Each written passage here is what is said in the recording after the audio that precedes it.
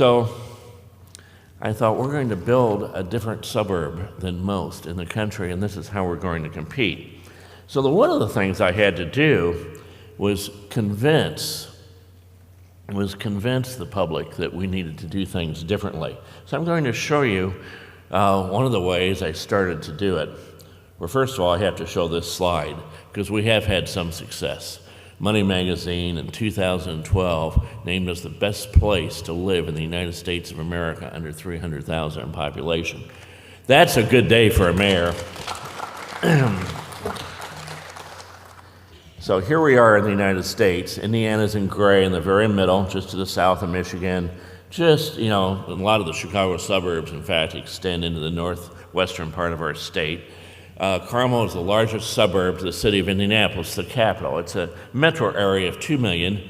When I became mayor, Carmel was about 28,000. Today we're about 100,000. There we are. We share a street with the city of Indianapolis. So when we're talking to local groups, I always pop this picture up first. And you see there are no words there, and I just say, this isn't us. This isn't Carmel. For those of you that may not know, that's San Diego. It's always about 22 degrees Celsius there, mountains, palm trees, beautiful sailboats. Then here's a picture of Aspen Mountain in Colorado, and I pop that one up too, and I say, this isn't Carmel either. Nor is this Carmel. Mendocino, some of you know. And then I show this picture. This is our palette. Bad weather, flat, no mountains, no oceans. That's what we had to work with. Then I pop this up, and I pointed out they had the same palette. Fairly bad weather, no mountains, no oceans, just like us. And they did just fine. So if the Parisians can build this beautiful city, so can we. I would have used Rome for that, except there is an ocean nearby, and Rome has beautiful hills. So this is a picture of our art and design district. Carmel had been a little farming community, about 15 miles from the center of Indianapolis, for 150 years. 500 people when it was founded, about 500 people at the end of World War II. It hadn't grown. So we had about a 2 or 3 block main street or high street, rundown buildings on it, the houses in the old area where we actually had a grid for about a mile. And I should mention that Carmel is 50 square miles. That is double the size of the island of Manhattan. Double. So we do have a lot of sprawl, but we took this little downtown, and I thought we need to do something with it. It needs to be redeveloped. But yet, because of the size of the city, we knew that, the size of the landmass, we knew that it wasn't large enough to be a true downtown for a city of 50 square miles. This will be a lot of people someday in a city like that, as we learned from Torre's slides recently. So we turned it into what we call an art and design district.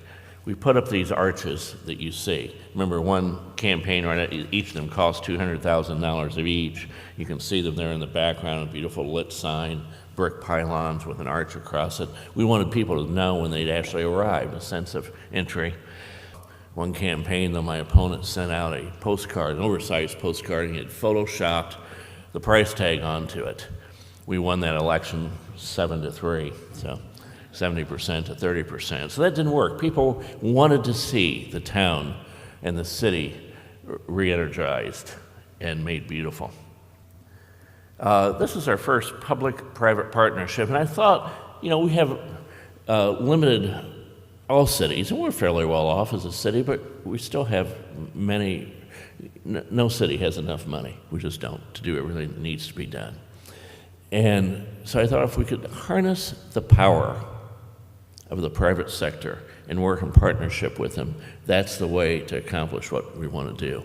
And so we entered into a series of public-private partnerships. My experience is that builders want to build something they're proud of. Many times we learned it was the lenders who were hesitant to do something different because they wanted what in recent history was the tried and true. And so we weren't successful in the first many months of getting developers to getting takers. I said, we have this land that we have purchased. We want you to do this. We'll help you financially. We'll discount the cost of the land to get that first project. No, we won't do it. We won't do it. Finally, I realized they'd come in my office very enthusiastic about it. They'd leave. They'd come back 30 days later, so I can't do it. And finally, I learned it was the lenders. So we decided to educate the lenders and bring them into the conversation very early and talk about their risk as well. And the city's resolve to build a place that is special. So that was our first building. We tore down some old one-story, very old, abandoned buildings. Virtually gave the land away for Project 1, required the developer move it up to the street, make it about 70 feet. We should have made it a story or two taller. We've learned that in retrospect. We like 5 to 6 stories now, and just put the cars behind it. That building's been almost 100% occupied with tenants, retail, and residential since the day it opened about 15 years ago. There's a before and after picture. The same thing. In this case, we wanted to try to get ownership in the hands of many of the small art shops, the galleries and studios and so on, and we noticed in a lot of large cities around the world, the artists would go in and regenerate an old area. They'd enter into very favorable leases. It'd become a very popular place. The fancy restaurants would move in.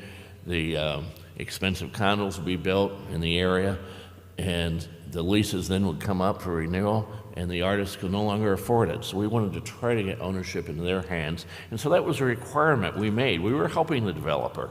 We were allowing him to use a portion of his taxes to upgrade the quality of these buildings. I want to point out something about that very quickly. Mayors constantly having to be involved in budgets and convince people why we're doing what we're doing.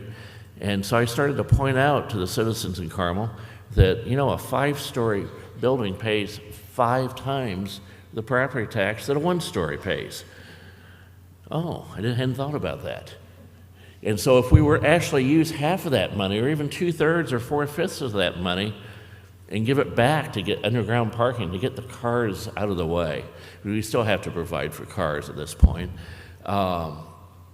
Or upgrade the quality of the building that the bank wouldn't allow otherwise.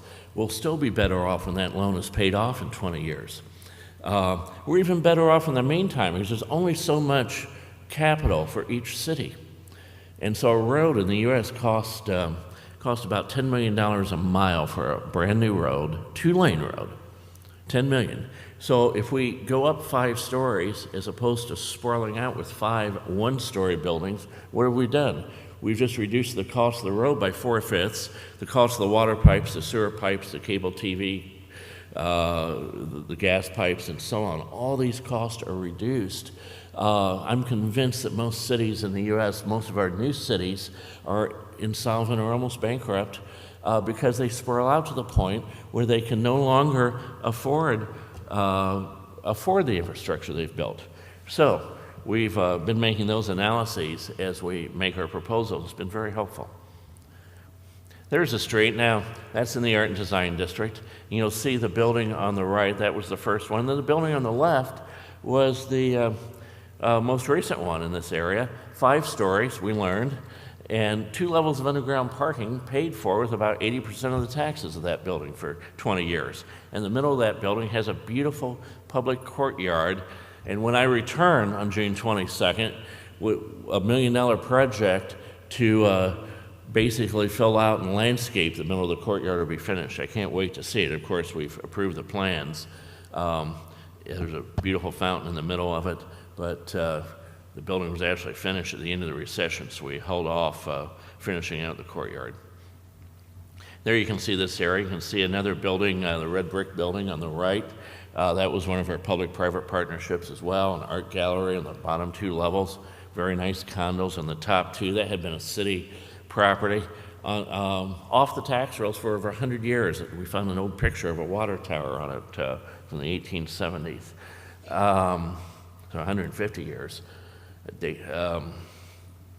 And so we worked with the developer. We signed the construction loan, and because we actually signed the construction loan for the developer, good developer, but they go up and down in their financial success and failures.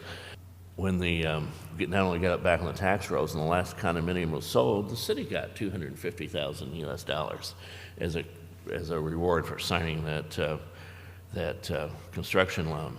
You'll see the street where we've actually taken the curbs away and bumped out for what used to be parking spaces, moved where the umbrellas are in front of those restaurants. We've done that in about 8 places in that 3-block area to create outside dining areas, actually made the vehicular portion of the street smaller. There's a before and after the first building we did. This is another building in the area. They had a beautiful development there. You can see it had been a grocery store turned into a store selling wine and alcohol. The store to the left was empty, big parking lot in front. This is now the Art and Design District. 85 art and design related stores with 120 underground car park or parking area. You drive through the archways in the middle. And of course the building was brought up to the street in the traditional manner. So that was our art and design district. It's about 4 blocks by 1 block, at least the retail area. Is very small, not large enough to be a downtown for a city our size. So we went 4 blocks to the south and bought about 100 acres. This is what the first piece of property we bought, an abandoned grocery store. Those of you familiar with the Kroger chain, they had ended their lease at this spot, moved across the street and built a new building. Slightly more attractive, but not much. So we bought this 100 acres and then master planned it for a new downtown. And here was the master plan about 15 years ago on the top left. And then today, there it is. And beyond the reflecting pool that you see, that is a reflecting pool, it's only about 18 inches deep, is a farmer's market green. And to the left is our new concert hall that we built. We spent $175 million through tax incremental financing to build a building that really this community would be known by. A place for concerts, a place for music. As the architect put it, we used David Schwartz from Washington, D.C., a place that would become the community's living room. Local building materials. We used Indiana limestone. We used a tile roof that we had to use a special tile roof because of our freeze thaw cycles that we have, but it was made just across about 100 miles away in Ohio. So we did use local materials. We used local craftsmen to do all the work inside, the interior work. It's a beautiful building. You'll see more pictures of it later. There's our farmers market going on. We constantly hold festivals and events to help foster a sense of community. We have probably 4 or 5 events each month, city-sponsored events in the Art and Design District. We have a weekly farmers market on Saturday morning at this spot in front of the concert hall and the other buildings. Concerts, or movies, outdoor movies, 4 to 5 nights a week at different places in the center area of the city throughout the summer. And here you see different pictures of some of those festivals. There's our archway, again in the Art and Design District, with our annual International Arts Festival. You notice the street, of course, is closed to vehicles on those days. I'm sorry? Open to people, yes. And that's the point I want to make over and over again. We must design our cities for people, not for vehicles. So where that old Kroger grocery store used to sit, this is what sits there today. We did put up a monument in the middle to our veterans. A local veterans group was the American Legion, the Veterans of Foreign Wars, went out and raised the money for this themselves. It was very important to them that they have a place for their ceremonies and a place to remember their comrades who had fallen in battle. We also were fortunate because we had an old rail line running all the way to downtown Indianapolis, right through the middle of the Art and Design District in the city center. And so we turned that into a bike trail. We had to buy 246 small pieces little cut-up pieces of property because the courts had determined that had reverted the type of deed that it had originally been over 150 years ago, had reverted back to the adjoining landowners. And so we had to actually go into court and use our power of eminent domain or condemnation for about 246 land purchases, but we thought it was important to do it. And the community backed me on that. They understood the importance of being able to bike through the center of the community. Today, we have 187 miles of bike trail in our city of 100,000 people.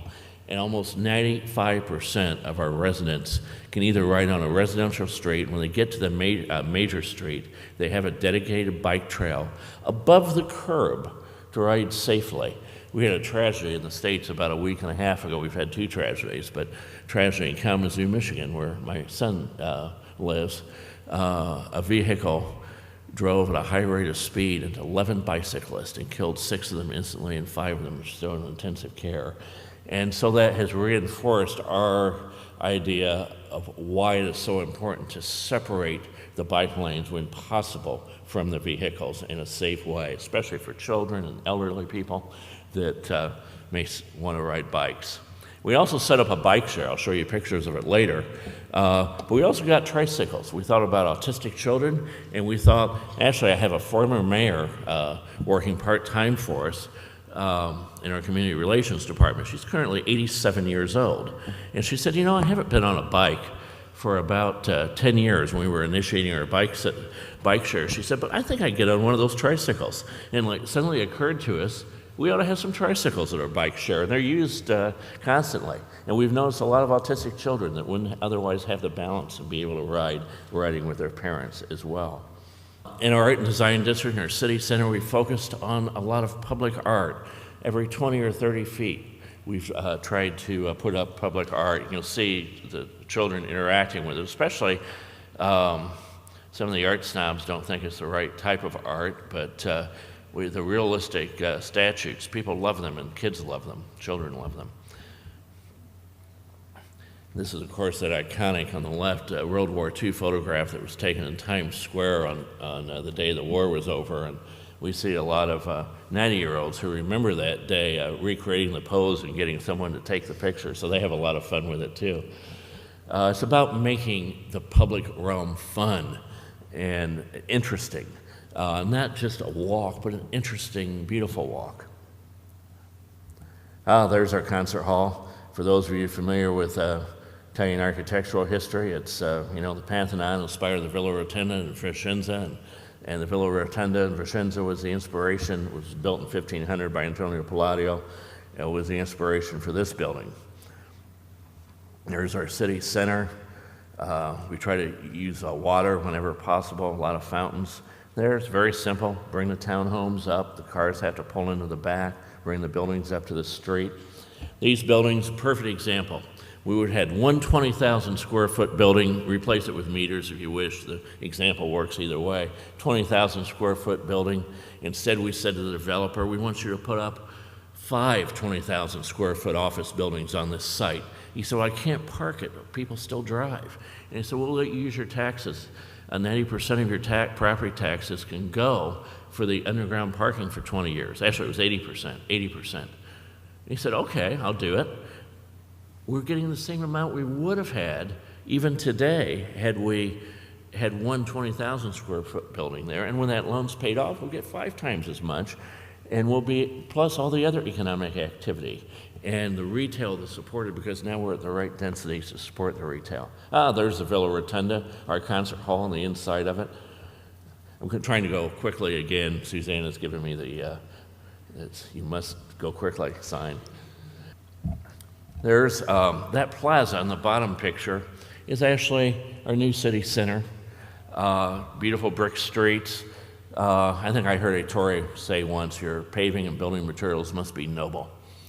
And that's what we've tried to do. We've used brick, we've used good materials. We try to avoid asphalt whenever we can. make them beautiful. You see the detail in the design of those buildings. That's because we allowed a portion of the property taxes to be used in partnership with the developer. Instead of this fight, we say, how can we work with you? How can we make it work so you still get a decent return on your investment and build something you're proud of and the community is proud of? Here's a parking garage that's currently under construction.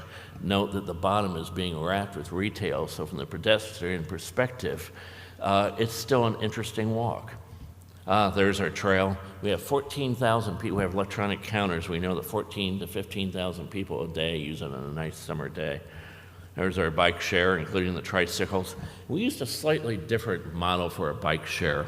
We found a company in Cambridge, Massachusetts, a very young company. It's where Harvard's located, and MIT, and I think there were recent MIT grads that started this company. And what they said is, we want to be able to leverage the private sector as well. And so now when an apartment building is built or a large office building is built, they can buy the bikes and they get a return from the fare box on the bicycles. Our first half hour is free, but then people pay a small amount. So the city set up the core of the system, but the private sector then can tack onto it. So currently we have about 6 stations that the city owns. We're now to about 30 stations in 2 years that the private sector has purchased. There's some of our concerts in front of City Hall at the city center area. And I want to take just a minute, I know my time's almost up, and talk about streets. Because out of all the land that cities own, streets are such an important and large part of it too. And so what we have done, we found out that so many times stoplights don't work well, and we're trying to retrofit that grid we should have had. We had that mile grid instead of that 1/10 of a mile grid that I talked about. And so many times the engineering answer to congestion is, let's add lanes. And all those lanes really do is create a bigger parking lot or a car park to get more cars through that green cycle of light. We returned to Europe and found out that if we used roundabouts, you can move 4 to 5 times the number of cars per hour. And so we have built more roundabouts than any other city in the United States, regardless of size. We'll open roundabout number 100 in about 30 days. We're at 99 today. And so we don't have to widen our streets. What we can do, because you can go around the circle and come back to pull in a driveway, we can put a median down the middle, and then plant trees on both sides and down the middle and get a tree canopy going very quickly like this one. I should also mention that roundabouts reduce fatalities by 90%, injury accidents by 80%, and all accidents by 40%. I know no one in this group has ever sped up to go through a yellow light, right? I thought so. But we know that 1 to 4 cars out of every million crash. So the question is, what type of accident will it be? High speed or low speed? The roundabouts have low speed accidents and provide greater reaction time for young drivers, for elderly drivers, for bad drivers, for everyone. Signs. This is the same street that you see looking north into Carmel on the bottom, south into Indianapolis on the right. We don't allow off-premise signs. We don't allow large signs. The merchants don't need it if the community is beautiful. It's visual clutter, and people don't need to live. It dehumanizes one city. So there's our typical road today. Keep the old trees in the middle, and you'll see the cycle path 10 feet wide off to the side, 1 wide lane in each direction. The houses, again, brought up to the street. We don't do this. That's not Carmel. Should you go for a romantic walk with your special person past that? No, that would not be a good walk. Neither would that be a good walk. Why do our engineers do that? And I know I will end here soon, but this is one of my favorite slides. You get it.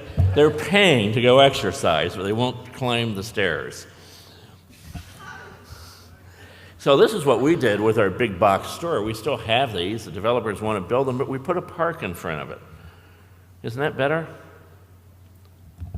And tell me, if you'd had a couple drinks, how would you find your house? And look at that. It's all centered on the car, the garage. No porches. There's no humanity to this. So this is what we did. Again, the narrow lots to help make it more walkable. Here we actually got a gasoline or petrol station moved up to the street. I'm not aware of any others in the States, and told them they had to put the gas pumps behind. I'm going to skip through. We've already talked. So the newspaper, of course, had a great time with the fact that I wanted to build roundabouts. This is a Halloween issue, and I'm being scared by a stop sign. And so I had a lot of it. There's another one. That was the day of a famous basketball tournament called the NCAA, National Collegiate Athletic Association in the U.S., and you see that's the brackets, which everybody gets to pick their team. I never thought look how short they made me next to my desk, or that fat. But the community has had fun with the roundabouts. They're so proud by the fact that we have done things differently and it has worked. They are proud of their community. So these are my principles that we've used. Mixed use, less emphasis on zoning, more emphasis on the way the buildings look, the massing of the buildings. We've got to build for people, not for cars. We've paid attention to the hierarchy of buildings. Try to build them in harmony with the land and surroundings. Use local materials. Put these buildings at human scale. Don't build skyscrapers. Go up to 5 or 6 stories where people, even on the top floors, still have a connection with the street. Pay attention to enclosures, the piazzas, the courtyards. Suzanne and Henry Leonard's book is just, if you haven't, I still saw a few copies out there. I read it for the first time several years ago and realized it was a book I had wanted to write. And I didn't realize there had been one written. The Genius of the European Public Square, all about creating spaces that people are comfortable in, the generations can interact in. The aesthetics, pay attention to the way things look. Make the community beautiful. People have choices where they choose to spend their lives. Why can't everybody live in a city that's beautiful? Pay attention to density. You can't have sprawl, you can't have too much density. Get it right. It's like all things, in balance. And more than anything, learn from hundreds and thousands of years of good city design. Go back to the past. Most of these ideas we think are new have been tried, they've been tested. We know what works and what doesn't work. Simply because we invented cars, don't change 10,000s of years of how we design beautiful cities. Thank you.